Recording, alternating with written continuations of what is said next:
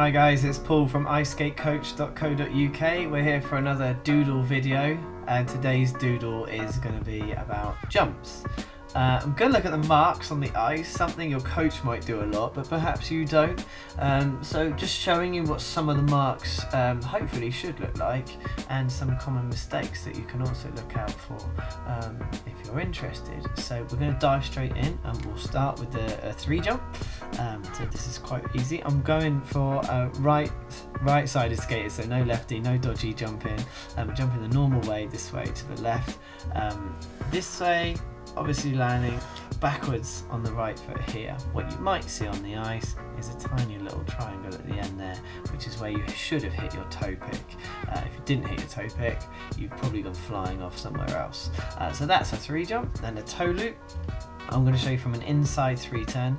So in the end, your 3 turn will become quite straight going in. So your 3 turn will look like this. And we need to make sure that your toe is placed this side of this curve, this backward outside edge. This is your foot passing your toe pick for the correct takeoff, and then exiting. And I just want you to notice, let me grab a pencil to show you this. This curve through the whole jump is roughly the same. Okay, same for 3 jumps, something to look out for as we go through. Okay, an incorrect takeoff would see your toe pick either in line or just this side, and probably means you've done the incorrect takeoff and taken off facing forward with this foot, in this case the right foot, instead of placing it behind you here. Okay, Salchow again ends up with fairly straight 3 turns as you go through, and then landing here. Again, follow that curve there. Again, this is from a 3 turn. You will see as well a little triangle here. As long as you don't see a 3 turn there, that's all good. Again, you should be hitting your toe pick here. Common mistake we see quite a lot is that this line will carry on round a bit too far, and then that will force this entry over here slightly. So you'll be what I call jumping inside the circle. If you see this pencil line as your circle, you should be following that line on as you take off. So the 3 turns directed here, this back edge is directed here, and you've hit your toe and jump before it's had a chance to come back on itself to carry you on in this direction. Okay, I'm just going to label these so you can last. Okay, let's look at loop. And loop like this. So again, we'll draw our circle, same shape. What you should see here again is a little toe pick mark at the end. You should jump off your toe pick for your loop jump for sure. And notice this, I call this the hook. Now, these last 3 jumps have a similar edge on their takeoff. Toe loop, obviously, it's a toe jump, so we use the toe pick, but for the Salchow and the loop, very similar hook shape. They're almost identical on the ice, the size and the shape. What you should see is a shallow edge that tightens here, and it tightens with knee bend and a very slight lean in to the circle.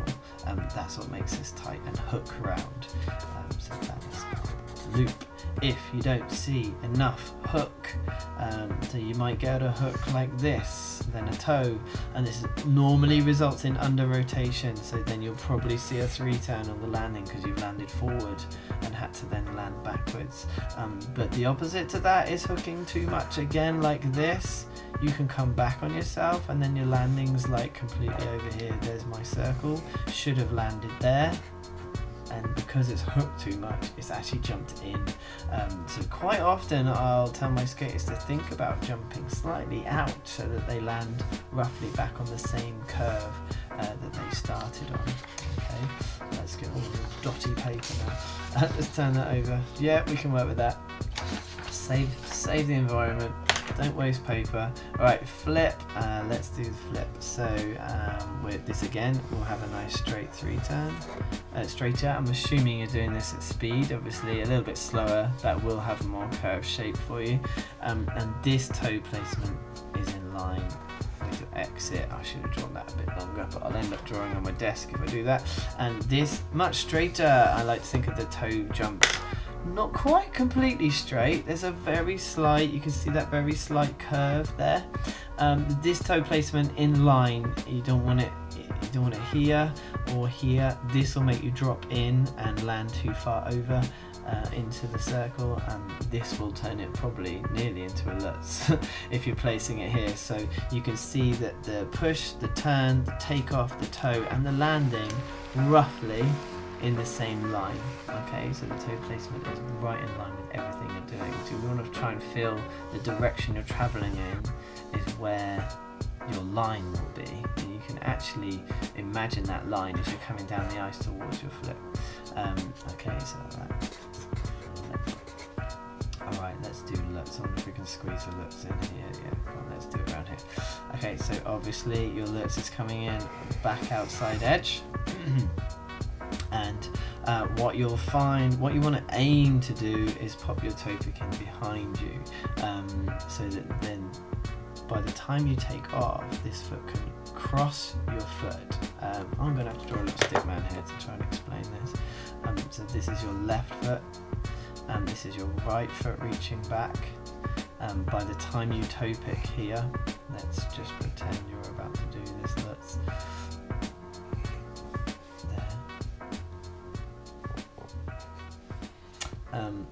By the time this toe pick hits, this left foot will have carried on through here and crossed your feet. Okay, so you'll end up with this crossed footed position. This is you in the air doing your quad Lutz.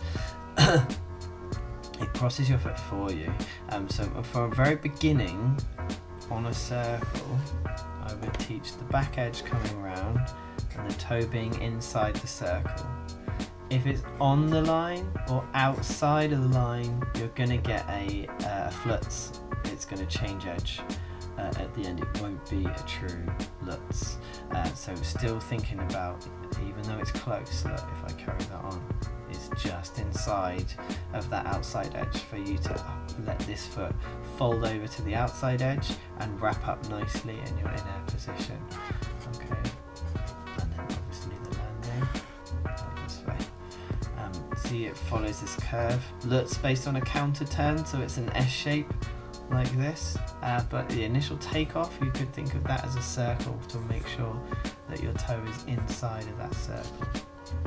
Okay, right, let's get a new bit of paper for the axle. There's two takeoffs you might see on your axle. First one is a toe pick takeoff. So it's a bit like the 3 jump really there, and you'll see the toe pick and the landing as the 3 jump was. Quite a common takeoff on the axle is you'll see a skid here. I'll just fill that in. Nothing wrong with that as long as you don't go any further than 90 degrees here. Okay. Otherwise you're doing the 310 and you're not going to get your axle pulled in competition. But a skid is fine. A skid actually shows there's a lot of pressure on this edge, and you're pressing down on the knee and really holding back a lot of tension here. So really good for the double axle. People do it both ways. It's not right or wrong. It's what's up to the skater.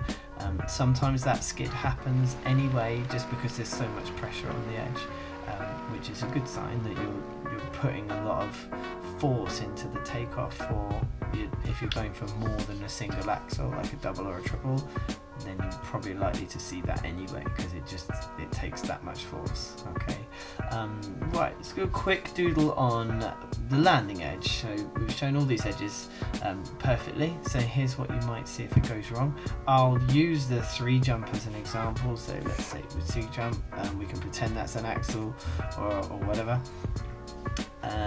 What you might see is it comes around here. So if you can visualize this curve, and what we've done here, we've either over-rotated or we've swung a little bit, and it's come round back on itself rather than carry on down here. So it's either a lack of control from the skater for the landing, or something wasn't quite controlled on the takeoff. They've over-rotated or not checked their landing. So stopping that rotation, it's that rotation that will pull them in. What can also cause that is you were leaning in, so you had your body weight too far to the right, in this case leaning towards this cross, and that's also made you drop in. So yeah, that's what we ideally want is there. Okay. Quarter turn landing, so let's say you're under rotating and you're going to get either like a sideways landing. Here's our takeoff coming in this way, jump, sideways landing that becomes like an outside edge, but you want to look at the angle of this line, okay, compared to your curve. So you don't have a compass, but you can kind of figure it out. That is about 90 degrees, which is the very minimum you can get away with under ISU. You might see it a little bit further round, but still not quite backwards. And this is the same for any of these jumps, so you might see it there and then round. So it's a good idea to have a look at this angle of the foot. Sometimes if you land just in time, it's all fine, by the way, it's just being really precise. Ideally, the best landing you could do would leave the line and land back on that line the same, okay? Depending on what the jump was, this might be tighter or whatever, but in the same direction. You don't want to be coming in and you don't want to be too under rotated. You want to be completely round to backwards, hit that toe pick to land, and then coming out here like so. Okay, let's flip the paper because we're going to do some doodles on jump positions. So there are some different positions that often get mentioned. We'll start with the H position. So this is basically, you see this a lot on axle, toe loop. You can think of this as the letter H but backwards, so you can draw it the other way. There, it might make more sense to you. This guy is about to do his double axel. There he's taking off there with his H position. Okay, so what that means is your knee is roughly level with your hip, and you've got this kind of 90-degree bend. The foot is away from the other one, so you're using the weight of your blade and your skate to push you up in the air, as well as this knee. So it's not a kick. This H here, for example, it's not this, yeah, because that is throwing this foot on way too far, which you might sometimes feel like you need to do on big open singles. Great. When you're trying to snap back into that in-air position, you don't want this foot too far away from you. You want it nice and close so you can snap it back in, which brings me to the next position, which is the 4 position. So if I just draw you the number 4, and this is the free leg basically. One leg completely straight, the other leg crossed, and that's your in-air position. I've drawn that a bit odd. Let me draw that again. So here, yeah. It's just a slight bend of the knee, crossing just below the knee and by the ankles, like this one, even tighter with the feet. This guy's just got a huge knees. But that's our 4 position, so that would be after your takeoff. You snap into this 4 position. I'll draw the rest of the man, there he is. Small body, long legs, nothing wrong with that. Yeah, and generally you'll see like this posture completely upright. So what we see quite a lot of is there's your 4, and you're here, and it probably won't be smiling at this point. He'll be spinning in the air very oddly because he's bent in the middle, or even coming to land like this. So I'm a big believer that the position that you take off in is the position that you'll land in. So if you took off with a nice straight back, let's see this, this guy, you really got to think about stickman. This guy going for axle, yeah? Nice straight back here, yeah? You don't want to see like this position too much, because it's possible to recover from this, but it's very likely that he'll land, God, I'm trying to think of it the wrong way around, very likely that he will land forward too far, there, rather than being nice and upright. This guy here probably landing very, very upright. Yeah, which is more what we're after. Okay, that's our exit position. Okay, I'm going to do a quick doodle on jump shape. So what I mean by jump shape is if you imagine this is the ice surface and this is you. When we jump, the ideal angle to jump is 45 degrees, all right? That will give you the most height and the most distance for your jump to finish there, moving backwards and having the most power for your GOE, remember? Yeah, biggest jump you can do. What makes one jump better than anyone else's is how bigger and how fast and how much ice it covered in the end, once all the jumps start to look the same. So that's our ideal angle. So yeah, let me draw some bad examples. Too low, jumping here, you'll get a low and long, you won't get much height at all, so it will be a very small jump, even if you've covered a lot of ice. So you might finish this very fast, but you won't be getting much height out of it. The other opposite to that, quite often you see it in a loop jump. You'll get the, let's draw a little loop jump, take off, so dodgy.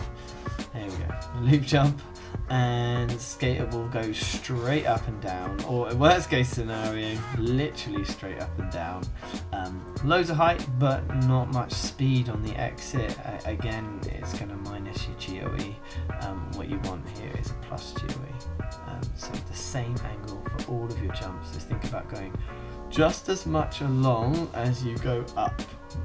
Sometimes it's good to separate these. I will get the skaters to do the longest, lowest jump they can, and then also the highest jump they can, and then put the two together and try and work this 45 degrees to get both those feelings together and get their jumps to go longer. So this is the ideal jump shape. And what you might see in combos is the first jump is huge, nailed it, and then the second one becomes one of these. They've either lost their speed on the takeoff of the second one, or they've gone really low and little where they haven't quite got into the ice in their knee for the second jump. The way I like to teach it is that you want to think about your second jump in your head. Then this won't happen in real life, but in your head, your second jump being bigger than the first one, what will happen is you'll naturally drop a little bit of speed and a little bit of height in the second jump. So in your head, thinking about this one being bigger means you'll just bend your knee a bit more, try a little bit harder to push it along, and what will happen in reality normally is they'll be nice and even, which is something the judges are looking for, a nice good flow through the combo. Yeah, to avoid this is very, very common, especially when you're first learning a new combo or you've not done combos before. First jump, fine, can do that, done that for ages. Second jump suffers in one way or the other.